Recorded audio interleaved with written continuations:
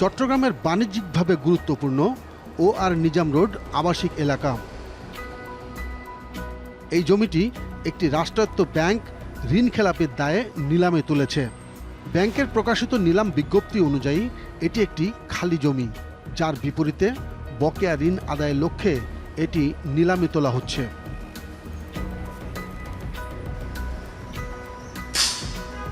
তবে ঋণ গ্রহীতার অভিযোগ, নিলাম বিজ্ঞপ্তিতে সম্পত্তিটির প্রকৃত অবস্থা উল্লেখ করা হয়নি, অর্থাৎ স্থাপনা থাকা সত্ত্বেও সেটিকে খালি জমি হিসেবে প্রকাশ করা হয়েছে।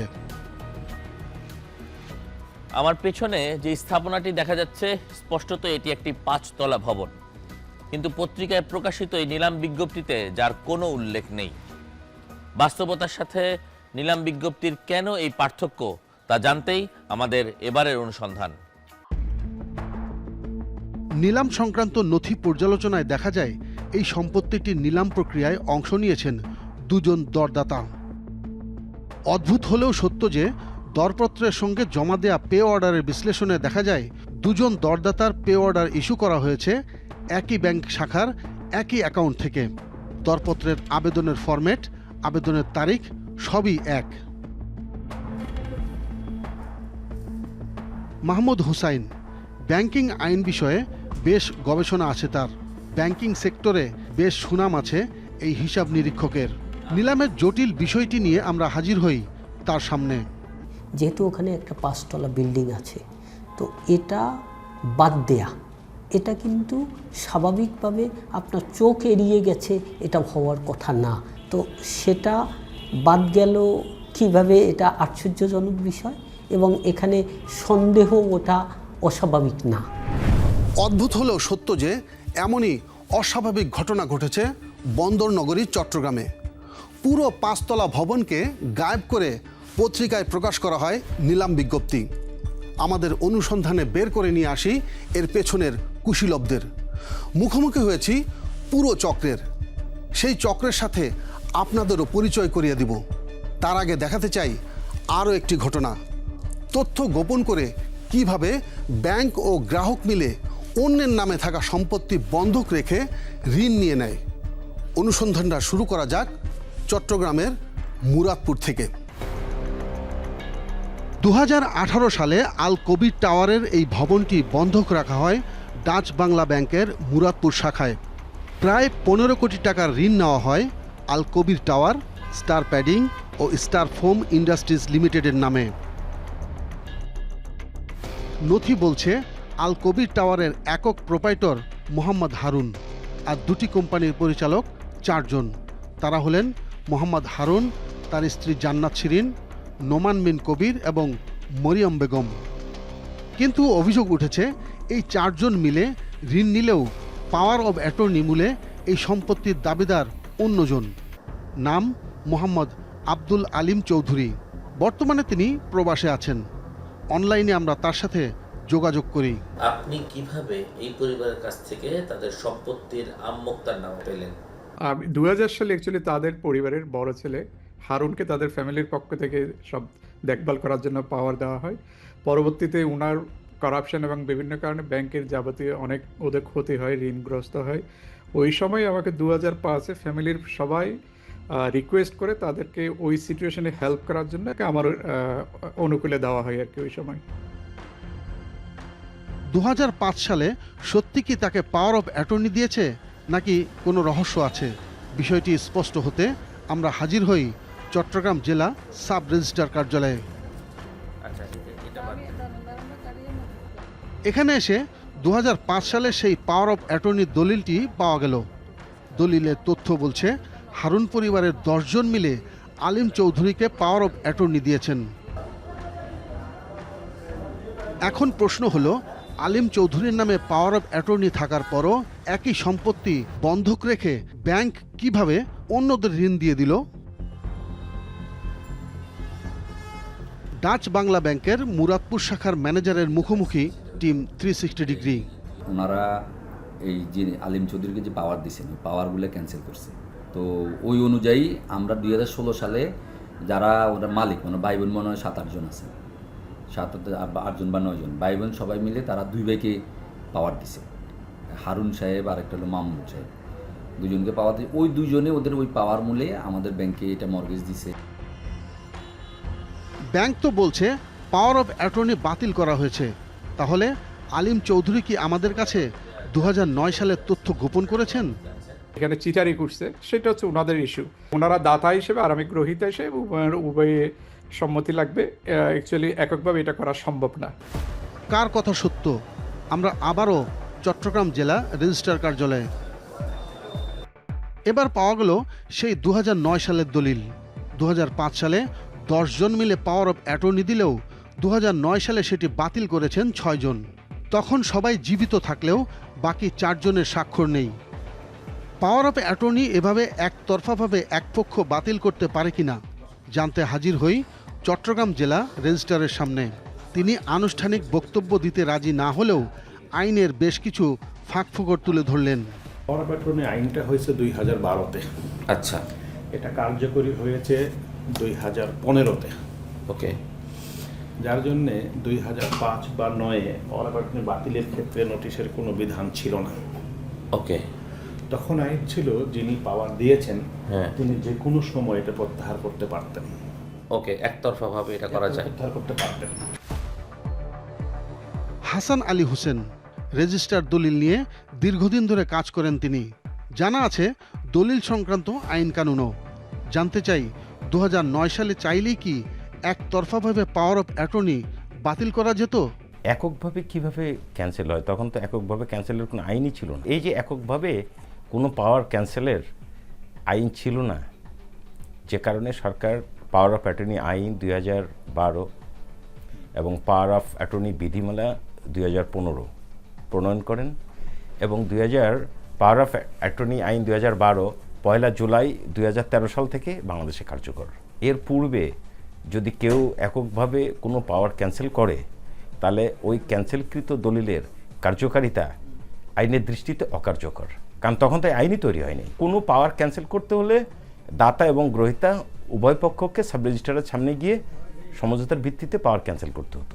বেশিরভাগ ক্ষেত্রেই কিন্তু দেখা যায়। একই কথা জানালেন মাহমুদ হোসাইনও। তবে তার কাছে আমাদের এবারে জানতে চাওয়া ছিল ঋণ দেওয়ার আগে ব্যাংক কর্তৃপক্ষ কি কি যাচাই করে।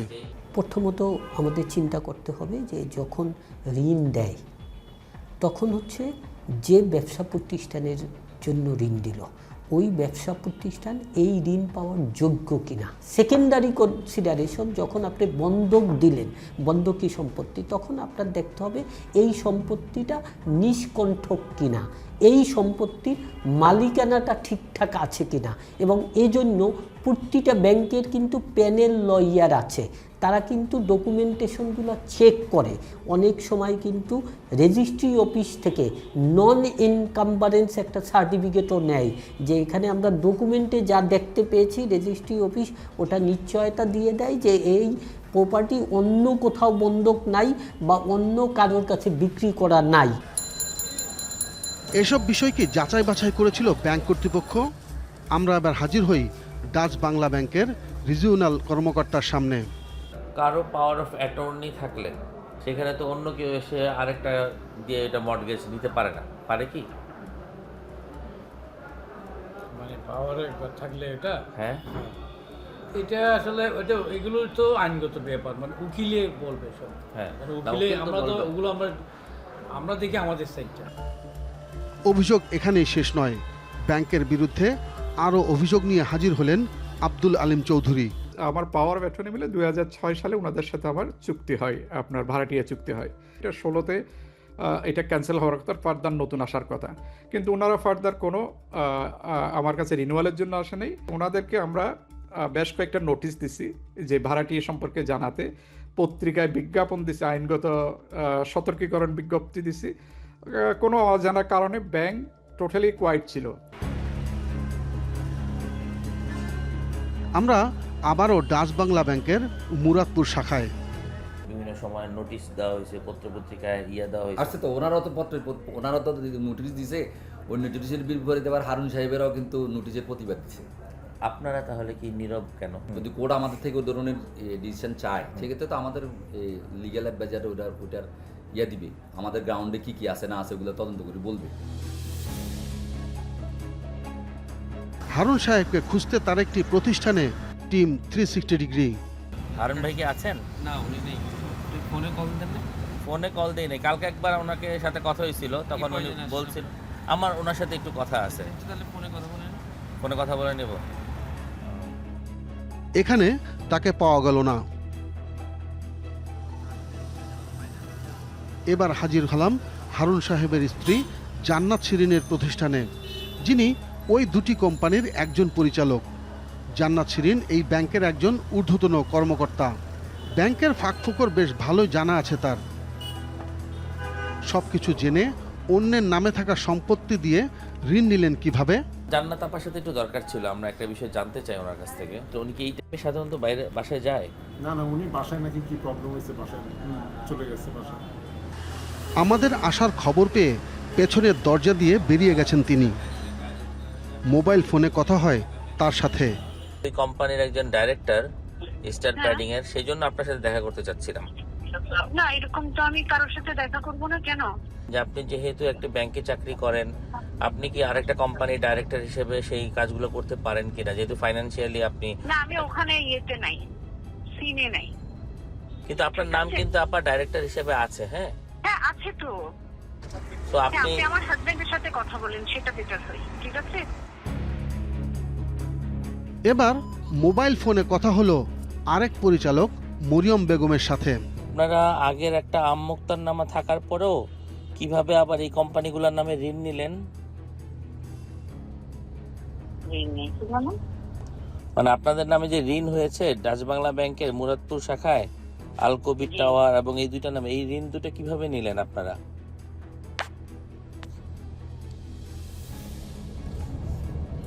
কেমনে নিলাম এগুলো তো আর আমি ফ্যাক্টরি চালাই না, যারা চালায় ওরা নিল আর কি।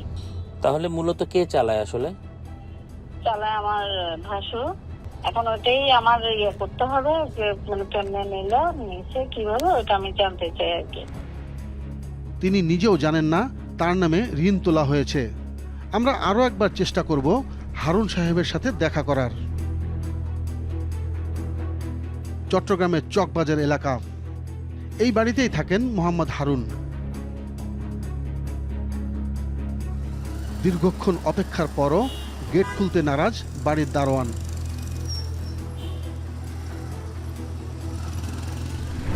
আমরা শেষ পর্যন্ত চেষ্টা চালিয়ে যাব মোহাম্মদ হারুনের সাথে কথা বলার। তার কথাও আমরা শুনতে চাই। তবে বেশিরভাগ প্রশ্নের জবাব না দিয়ে ডাচ বাংলা ব্যাংক অনেক প্রশ্নের জন্ম দিয়েছে। সেসব প্রশ্নের জবাবও খুঁজব। ফিরছি ছোট্ট একটি বিরতির পর।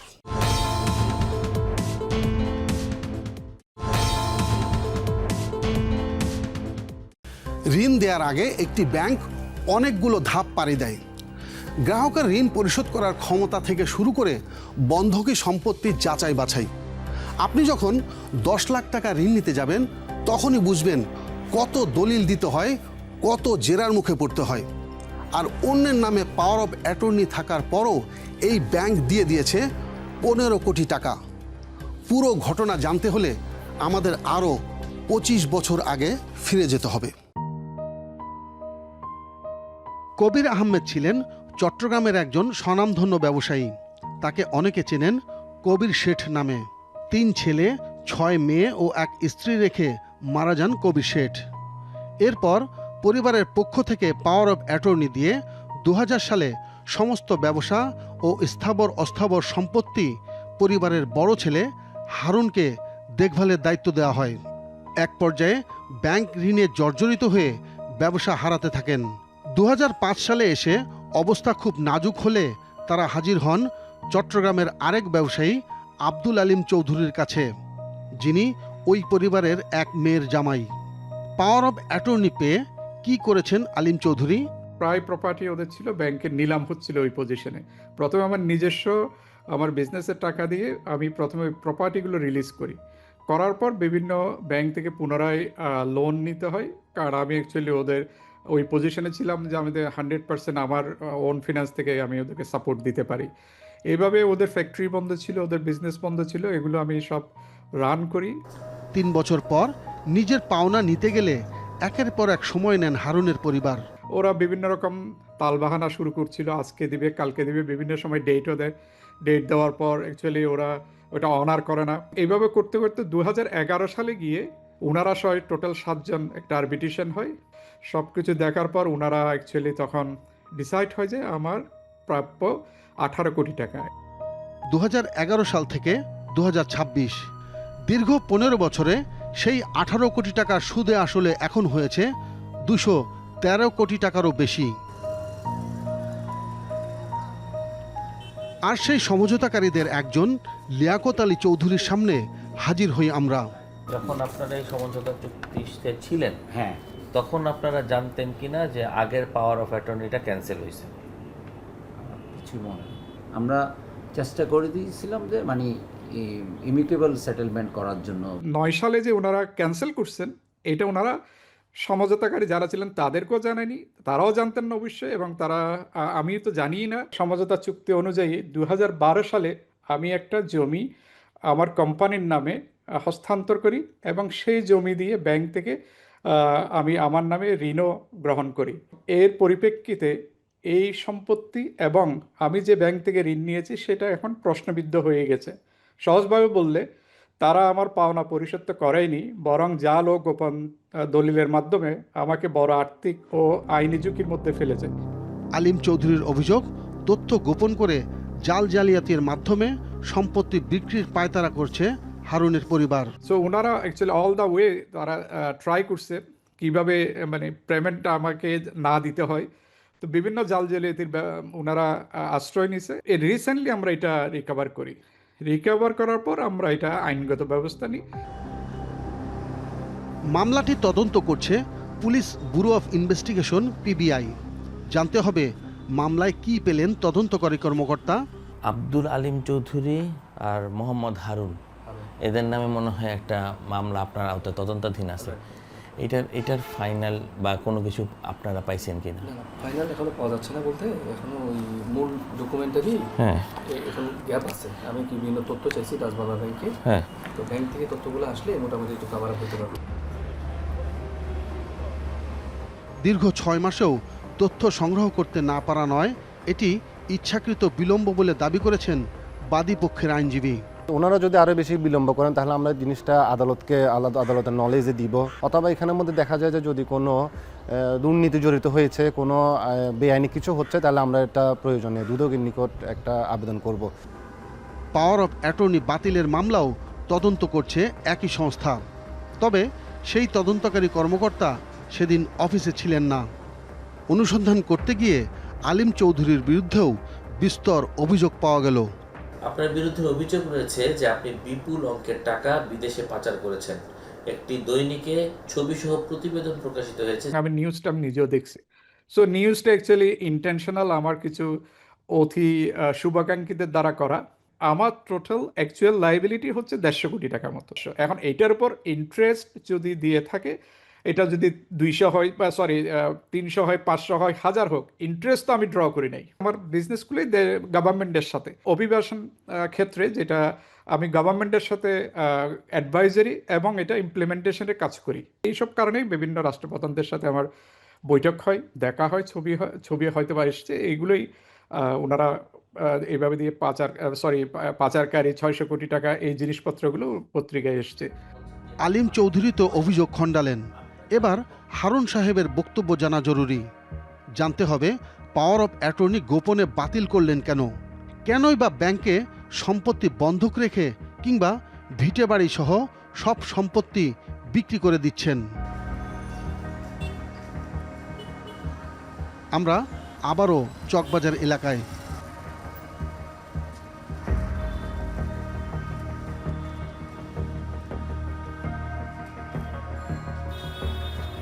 সালাম আলাইকুম। হারুন সাহেব বাসায় আছে না? কোথায়? এবার গেট খুলে দিলেও মোহাম্মদ হারুন বাড়িতে নেই বলে জানা গেল। নাসিরাবাদ। এই বাসায় থাকে কে কে? ঢুকতে দেওয়া যাবে না? একটু কথা বলে যাই ওনাদের কে আছে। ওই যে হাতের ইয়া পাচ্ছ, ওনারা যে দেখাচ্ছে, হাত দেখাচ্ছে যে চলে যাও চলে যাও। নোমান বিন কবির আমাদের ক্যামেরা দেখে বাড়ির ভেতরে ঢুকে যান আর সামনে দৌড়ে আসেন 2 থেকে 3 জন।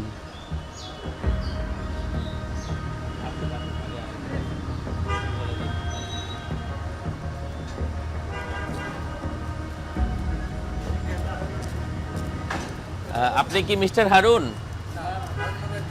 হ্যাঁ হ্যাঁ, আপনি কি হন? আপনার নাম কি নোমান? সিকিউরিটি। হারুন সাহেব আছেন? কোথায় গেছেন?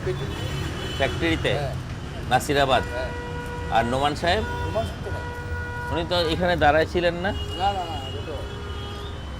তো কে আছে এখন ভিতরে? কার সাথে কথা বলা যাবে? আপনার সাথে? আপনি না ভাই, এখন আপাতত আপনারা কারোর সাথে বলতে পারবেন না, কারণ ওরা যখন নাই, আমরা তো কাজের লোক, আমরা কি বলবো? আচ্ছা, একটু কথা বলেন না। এবারে একজনকে মোবাইল ফোনে ধরিয়ে দেওয়া হলো আমাদের। হ্যালো, আসসালামু আলাইকুম। আপনারা কারা? আমার নাম হচ্ছে রায়হান ফিরদাউস, আমি যমুনা টিভিতে কাজ করি। কিভাবে আপনারা? জি না, আমি আপনাদের এখানে যারা আছেন তাদের সাথেই কথা বলেছি, জিজ্ঞেস করেছি যে মোহাম্মদ হারুন সাহেব আছেন কিনা এবং নোমান বিন কবির ওনারা আছেন কিনা, আমি এই জন্য জিজ্ঞেস করেছি। আপনি ফোনটা, আপনি ক্যামেরা বন্ধ করেন। I'll get you arrested now. আপনি কে বলছেন আমাকে একটু যদি বলেন, আপনার নাম কি? আপনি এই প্রপার্টিতে ঢুকছেন কিভাবে? ঢুকছেন কিভাবে আপনি প্রাইভেট প্রপার্টিতে? How dare you? আপনার নামটা কি আমাকে একটু বলেন প্লিজ? আমার নামে গুলি মারেন। আমি লিগ্যাল কাউন্সিল এই ফ্যামিলি। আপনি ঢুকছেন কিভাবে প্রপার্টিতে? আমি তো বুঝতে পারছি না আমি কার সাথে কথা বলছি। ক্যামেরা তো বন্ধ, আপনি আমাকে বলেন যে আপনি কে। আপনি ক্যামেরা বন্ধ করেন এখন। হ্যাঁ, আপনি নামটা বলেন আমাকে যে আপনি কে। আমার নাম জসিমউদ্দিন। ক্যামেরা বন্ধ করেন। আচ্ছা, জসিমউদ্দিন সাহেব, আমি একটু মোহাম্মদ হারুন অথবা নোমান বিন কবির ওনাদের সাথে কথা বলতে চাই। উনি থাকেন অস্ট্রেলিয়াতে, হারুন সাহেব থেকে বাংলাদেশে। আপনি স্টপ দ্য ক্যামেরা। আপনি কার পারমিশন এখানে ঢুকেছেন? এখানে আমি তো আপনাদের সামনেই ঢুকেছি ভাই। আপনি কার পারমিশনে ঢুকেছেন প্রপার্টিতে? You answer me that first. আপনি কি আমার সামনে এসে একটু কথা বলতে পারেন? তাহলে আপনার সাথে আমি আসছি আপনার পাশে। You answer me first. আপনি কার পারমিশনে ঢুকেছেন প্রপার্টিতে? আমি আপনাদের এখানে যারা আছে তাদের সামনেই তো কথা বলে ঢুকেছি। আমি কি অন্য কারোর সাথে কথা বলে ঢুকেছি? আমরা কি জোর করে ঢুকেছি?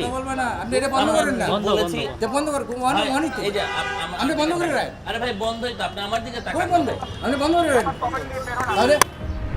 পরে আমরা জানতে পারি মোবাইলে কথা বলা ব্যক্তিটির নাম নোমান বিন কবির, যিনি আমাদের দেখে বাড়ির ভেতরে ঢুকে গিয়েছিলেন। সামনে এসে কথা বলার সাহস না থাকলেও মোবাইল ফোনে ছিলেন বেশ উত্তেজিত। পরিচয় দিয়েছেন ভিন্ন নামে। এবার দেখাবো সেই 5 তলা ভবন গায়েব হয়ে যাওয়ার গল্প, তবে আরও একটি বিরতির পর।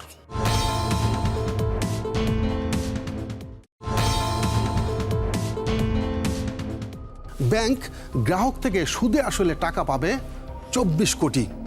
সেই টাকা গ্রাহক পুনঃ তফসিলে দিতেও রাজি, কিন্তু ব্যাংক 5 তলা ভবন সহ এই জমিটি নিলামে তুললে দাম ওঠে 9 কোটি 60 লাখ টাকা, অথচ এটির বাজার মূল্য 15 কোটি টাকারও বেশি। এবার তাহলে এর পেছনের রহস্য উদ্ঘাটন শুরু করা যাক।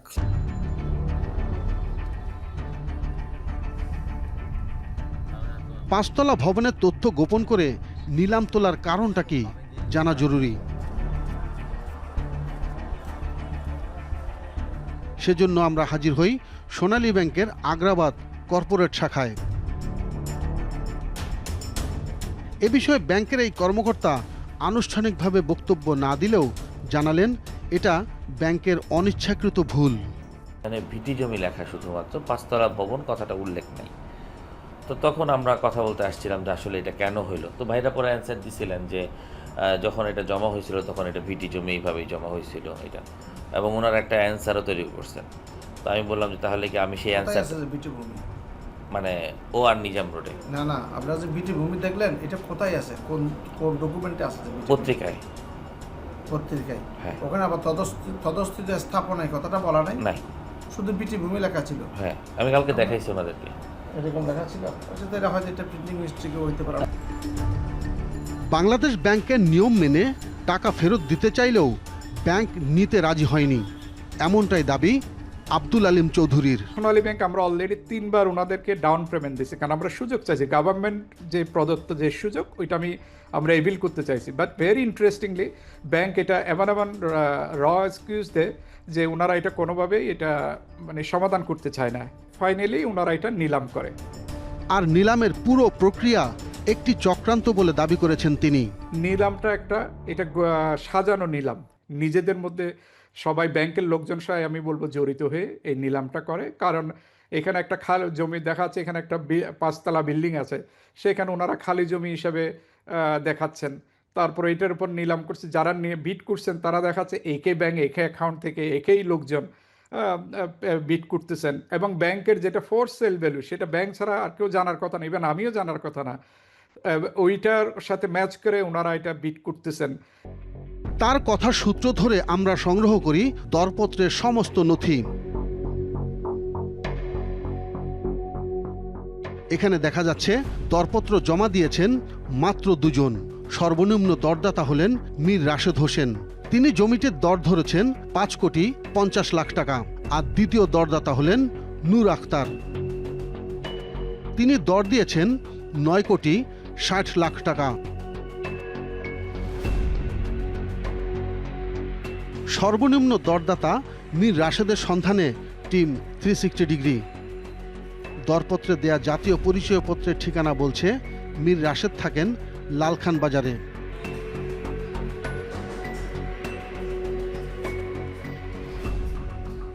আসসালামু আলাইকুম। আপনি তো এই বাসার মালিক না? আচ্ছা, এই বাসার ঠিকানাটা দেখেন তো ঠিক আছে কিনা। হ্যাঁ ঠিক আছে। ওনাকে চিনেন? ওনাকে দেখেছেন কখনো? জাতীয় পরিচয়পত্র অনুযায়ী মীর রাশেদ হোসেনের বাসার ঠিকানা হচ্ছে 57/B হাই লেভেল, এবং আমরা যে ঠিকানা এসেছি এটি 57/B হাই লেভেল রোড। কিন্তু এই বাসার যিনি মালিক রয়েছেন এবং অন্যান্য যারা আছেন, যারা দীর্ঘদিন ধরে এখানে থাকেন, তারা কেউই চিনতে পারছেন না মীর রাশেদ হোসেন কে। আমাদেরকে খুঁজে বের করতে হবে যে আদৌ এই ব্যক্তি রয়েছে কিনা। দরপত্রে মীর রাশেদ একটি মোবাইল নম্বর দিয়েছেন, দেখা যাক মোবাইলে পাওয়া যায় কিনা। এটা কি মীর রাশেদ ভাইয়ের নাম্বার?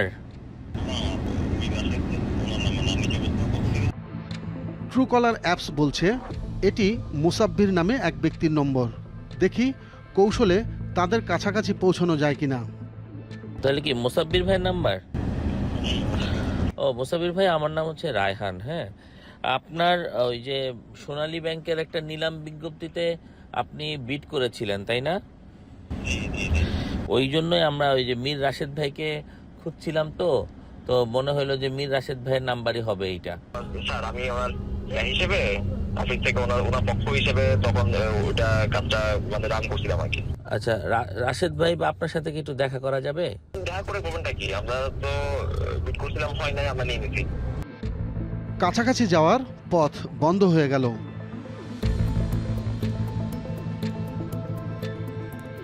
সর্বোচ্চ দরদাতা নূর আক্তারের জাতীয় পরিচয়পত্র বলছে তিনি থাকেন চট্টগ্রামের কোরবানীগঞ্জে।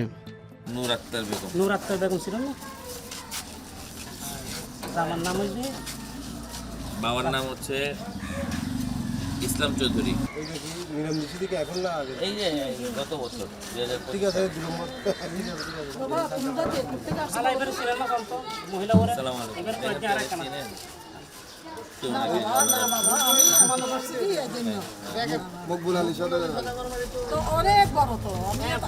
এলাকাবাসী কেউ তাকে চিনতে পারলেন না। তার মোবাইল নম্বরটি দেয়া আছে দরপত্রে। ট্রুকলারে অবশ্য ভেসে উঠল মেজবাউদ্দিনের নাম ও ছবি। মোবাইল নম্বরটি বন্ধ পাওয়া গেল।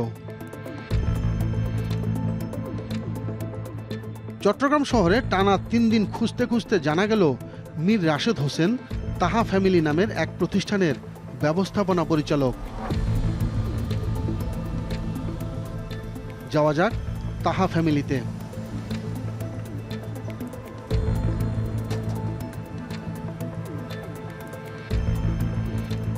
অফিস পরিবর্তনের বিজ্ঞপ্তি চোখে পড়ল আমাদের। তাহা গ্রুপ, ইকুইটি, জিএফ ফরচুন মল, 10 তলা, মিমি সুপার মার্কেটের পাশে।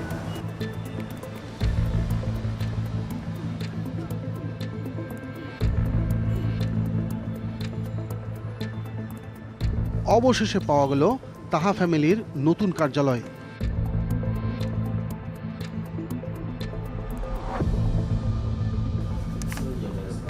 একই মোবাইলে যে নাম ও ছবি ভেসে উঠেছিল সেই মেজবাউদ্দিন তো দেখছি এখানে, অথচ এই নম্বরটি ছিল সর্বোচ্চ দরদাতা নূর আক্তারের নথিতে।